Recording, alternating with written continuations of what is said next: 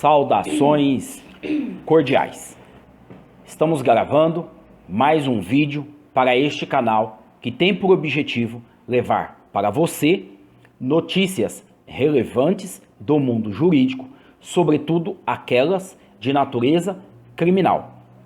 Se você estiver interessado em receber mais informações, por favor, eu peço, se inscreva neste canal, ative o sininho e você receberá todas as notificações quando eu postar e gravar vídeos novos. Para hoje, vamos apresentar aqui 8 temas. Temas este que tem o número 1. Em São Paulo é possível elaborar boletim de ocorrência na via eletrônica para casos de violência doméstica, roubo, furto à residência, ao comércio e também à carga. 2. Tema número 2. O Tribunal de Justiça de São Paulo determinou a suspensão da emissão e do cumprimento de mandados de busca e apreensão contra menores. Tema de número 3. Juiz de Goiânia determina que condenados que doarem sangue terão penas diminuídas. Tema de número 4. Governador Dória diz que esta semana, que compreende o 13 e o 20 de abril, ele poderá dar voz de prisão para todos aqueles que descumprirem o confinamento, a quarentena ou onde houver aglomerações. Tema de número 5. Foi confirmado a Covid-19 no presídio da Papuda. Tema de número 6. Juíza do Rio de Janeiro reconhece a legítima defesa de homem acusado de agredir a sua companheira. Tema de número 7. Pegar o benefício emergencial se você não precisa, isto é, crime. Tema de número 8 e último que eu vou abordar, saiba quais são os 3 principais crimes por ocasião da pandemia. É o crime de resultado, é o crime de perigo e também o crime de mera desobediência. Vamos lá? A Polícia Civil do Estado de São Paulo começou, no início de abril, a registrar os crimes de violência doméstica e familiar pela internet, tais como lesão corporal, ameaça, difamação, injúria. Somente as queixas por estupros e estupro de vulnerável ainda precisam ser feitas presencialmente nas delegacias do Estado de São Paulo. No caso da lesão corporal, por exemplo, quando a queixa for cadastrada e o delegado poderá entrar em contato com a vítima para saber a gravidade das agressões e as possibilidades que ela tem de sair de casa para fazer o exame de corpo de delito no Instituto Médico Legal. Além disso, o delegado vai avaliar se há necessidade de uma medida protetiva. Quando se trata de medida protetiva, significa que depende do aval ou da confirmação do juiz, com a devida opinião manifestada do membro do Ministério Público, qual seja do promotor de justiça. Se não for viável, não houver necessidade de fazer o corpo de delito durante esta quarentena, a vítima será orientada pela Polícia Civil a registrar em fotos e vídeos as marcas de agressões para, posteriormente, complementar a investigação com o exame de IML. Dia desses, teve um cliente que veio até o nosso escritório para elaborar um boletim de ocorrência por ocasião do seu carro ter sido roubado. Nas delegacias físicas, somente aquilo que não é possível se registrar na via eletrônica é que eles, escrivão, delegado de polícia, estão atendendo. Óbvio, É vedado por lei a polícia negar este atendimento presencial. Mas, para você não ver perecer o seu direito, não ter dor de cabeça e ainda contrair ou transmitir o coronavírus, melhor utilizar a via online. É rápido, é prático, é grátis. De acordo com o Ministério Público, a Polícia Civil e a Defensoria Pública, eles têm a seguinte percepção: há um aumento de casos de violência doméstica em São Paulo e um agravamento destas agressões, por óbvio, contra a mulher. Não se esqueça, a Lei Maria da Penha, ela protege a mulher, não protege o homem. No entanto, estatisticamente, ainda é difícil mensurar este crescimento, uma vez que, com o confinamento, não há aquelas realizações ou denúncias de casos como deveria ser. Então, para poder ajudar, proteger, registrar, não ter o perecimento do seu direito, é que o governo, ele abriu para que todos esses boletins de ocorrência fossem feitos na via eletrônica. Outros que também são feitos na via eletrônica: crimes de ameaça, estelionato, roubo, furto a estabelecimentos comerciais, furto à residência, furto ou roubo de carga, crimes contra o consumidor também são registrados pela internet, e todos aqueles que sempre foram, tais como a perda de um mero objeto ou documentos. Vamos para o tema de número 2? Vamos lá. O Tribunal de Justiça de São Paulo editou um provimento no início do mês que suspende a emissão e o cumprimento de mandados de busca e apreensão contra menores infratores que praticaram crimes sem emprego de violência ou grave ameaça. Lembram que eu já gravei um vídeo falando, tá certo? Que para hoje, por ocasião da pandemia Covid-19, tá? A ordem é: todos os crimes ou infrações, crimes quando maior, infrações quando menor, praticado sem o emprego de violência ou grave ameaça à pessoa, tá? A orientação, a recomendação é que não prenda, tá certo? Ficando a critério, contudo, todavia, no entanto, ficando a critério do magistrado emitente desta ordem ou da decretação, tá? Da prisão, fazer a análise ali do caso em concreto. Vamos parabenizar o Judiciário do Estado paulista, que está trabalhando de forma remota, atendendo os advogados, promotores, por meio de videoconferência, para a solução de casos urgentes e emergentes. Bastante pessoas têm me ligado, mandado e-mail, WhatsApp, perguntando: Doutor Ribeiro, a justiça está de recesso, não está trabalhando? A resposta é: os juízes, promotores e advogados estão sim trabalhando, contudo, atendendo tão somente os casos mais urgentes e emergentes. E eles estão todos trabalhando na via remota. Quando se reúne, isso se dá por meio de videoconferência, uma vez que temos uma portaria regulamentando esta atividade para todos os juízes do estado de São Paulo. Vamos para o tópico de número 3. Outro aprazo vai para o juiz titular da Vara de Execução de Penas e Medidas Alternativas, Wilson Dias, da cidade de Goiânia, capital de Goiás, que determinou, em conformidade com a resolução de número 62 do CNJ, eu já gravei um vídeo aqui falando o que é a resolução 62 do CNJ. E o que o juiz determinou? Que todo reeducando que doar sangue poderá abater horas de serviço comunitário.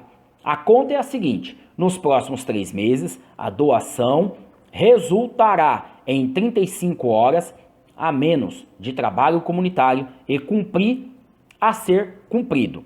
De julho em diante, cada vez que o condenado doar, tá? Então veja, condenado, reeducando, é toda uma linguagem técnica para não falar no populacho, né? O preso, né? Porque às vezes ele não está preso, ele está cumprindo a sua medida em liberdade, tá certo?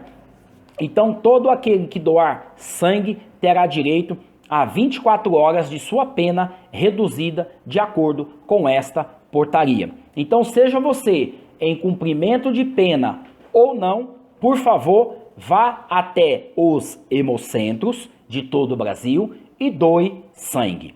Tópico de número 4 é a nossa quarta abordagem. Quem recebe críticas dessa vez é o governador de São Paulo, João Dória, que disse que poderia, esta semana, compreendida da data do dia 13 até o dia 20, dar voz de prisão aos cidadãos, caso não se recolhesse em suas casas, tá? E aí, a piada aqui que eu quero introduzir nesse vídeo, por favor, todos, né, pode até criticar ou elogiar, eu não quero tomar partido, não quero entrar nesse mérito, tá? Mas a brincadeira é, e quem não tem casa, vai para onde? Pro palácio, pra mansão do governador, né? E palácio pertence ao povo, a mansão é aí comprada com dinheiro do próprio governador. E aí, como é que ele está monitorando onde há aglomerações?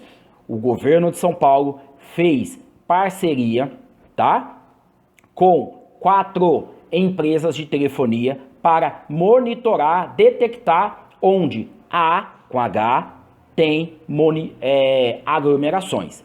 Para o desembargador, também do Tribunal de Justiça de São Paulo, Ivan Sartori, esta medida, se praticada, é uma clara violação do artigo 5º da Constituição Federal de 88, chamado de Carta Cidadã, que também é chamada de cláusula pétrea, ou seja, quando trata-se de uma cláusula pétrea, nem mesmo uma emenda constitucional é capaz de mudar esta ou este direito, esta previsão, texto constitucional, ou seja, os direitos individuais, o ir e vir das pessoas, tá? Em tempo de paz, é somente em caso de sítio ou de defesa que é decretado, tá bom? Que é restringido o direito de ir e vir das pessoas. Mas isto é feito não por um governador ou por um prefeito, tá? Muito menos pelo presidente da República. Isto é decretado pelo Congresso Nacional, que é reunido para poder falar, tá? Dar a última palavra neste assunto. Então, se o governador Dória fizer isso, poderá sofrer impeachment por crime de responsabilidade. Vamos para o tópico de número 5 para nós terminar este vídeo. A Secretaria de Segurança Pública do Distrito Federal avalia a possibilidade de instalação de um hospital de campanha dentro do complexo de presídios da Papuda, tá? Que fica em Brasília, onde há, com H, casos da Covid-19. Foram registrados nesta semana, ou seja, semana passada, tá? 14 presos infectados e 19 policiais penais também foram infectados. Nós já sabemos que os casos de infecção e propagação, ele está ocorrendo de forma exponencial, tá bom? Vamos para o caso de número 6, tá? O caso de número 6 trata-se de um morador de rua que roubou fio, tá bom? A delegada Juliana Montes, de Benfica, cidade do Rio de Janeiro, arbitrou fiança de R$ 1.500 a um morador de rua que roubou mais de 1 metro de fio. A Defensoria Pública conseguiu a liberdade provisória. Ela foi concedida pelo juiz da Central de Audiência de Custódia de Benfica, também no Rio de Janeiro. De novo, repito, só será preso aquele que praticar agora, veja, pelo período da pandemia, hein? É só no período da pandemia, aquele que praticar crimes com emprego de violência ou grave ameaça. Por entender que houve legítima defesa, a juíza Rafaela Benete da Cunha Rios, da primeira vara criminal de Arapongas, no Paraná, absolveu um homem denunciado por lesão corporal contra a mulher. Veja que aqui estamos diante de um caso de violência doméstica. Nós sempre que podemos fazemos palestras em ONGs, faculdades, escolas, igrejas, tá? Para poder falar sobre a Lei Maria da Penha. Escrevemos artigos, já gravamos vídeos sobre a Lei Maria da Penha. Segundo essa denúncia, o homem teria desferido diversos socos contra a sua companheira e após uma discussão entre eles. Após a representação da vítima, do caso até a delegacia, o homem, o seu companheiro, foi preso em flagrante. Mesmo com relevância especial do depoimento da vítima, a juíza Rafaela concluiu que o réu deveria ser absolvido. Segundo a juíza, a ficha médica mostra que o homem possuía uma série de escoriações ocasionadas por uma faca de cozinha. Veja que aqui eu vou fazer um comentário, mas não se trata de uma brincadeira. Todos os dias nós vemos, tá? Agressões de fato feitas por homens, tá? Mas não é novidade para nenhum de nós brasileiros. Tem aí diversos vídeos rodando na internet, tá? De homens que apanham das suas companheiras. Por óbvio, cabe aqui repetir, a Lei Maria da Penha, ela protege, veio para proteger tão somente a mulher. Além disso, a juíza destacou que as agressões foram mútuas, conforme afirmado pela vítima, que disse: olha só o que a mulher que denunciou o seu companheiro disse em juízo, que arremessou uma série de objetos no réu. A jurisprudência atual determina para que seja imposta a absolvição em casos como este, é feita quando a situação ela se mostra dúbia. E quando falamos de dubiedade, nós temos um princípio no direito penal que diz in dubio, termo em latim, pro réu. Não é pau no réu. É simplesmente, na dúvida, favorece ou absolve o réu. Tópico de número 7.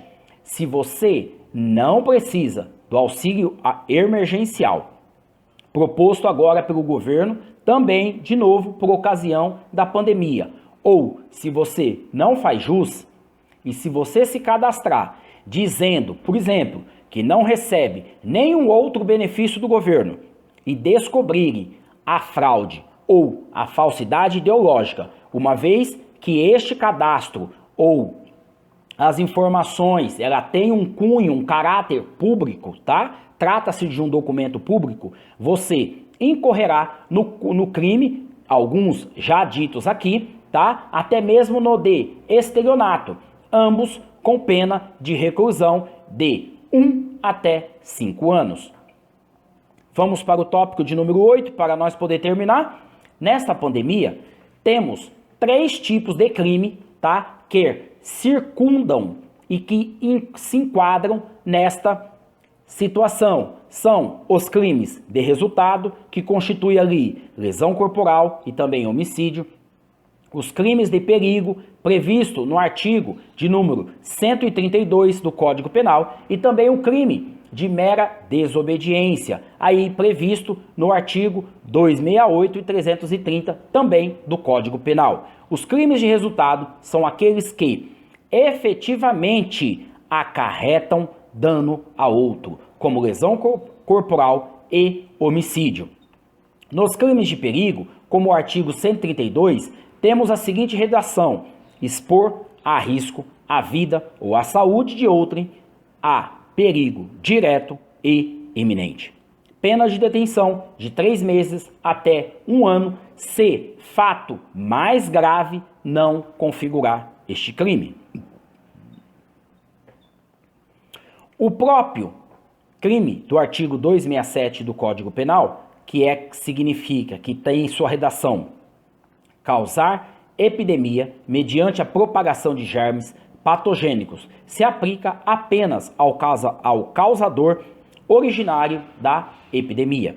Não bastasse os crimes de perigo, o legislador vai além, prevendo crimes de mera desobediência. No caso do Covid-19, a portaria interministerial de março de 2020 estabelece regras de isolamento e quarentena.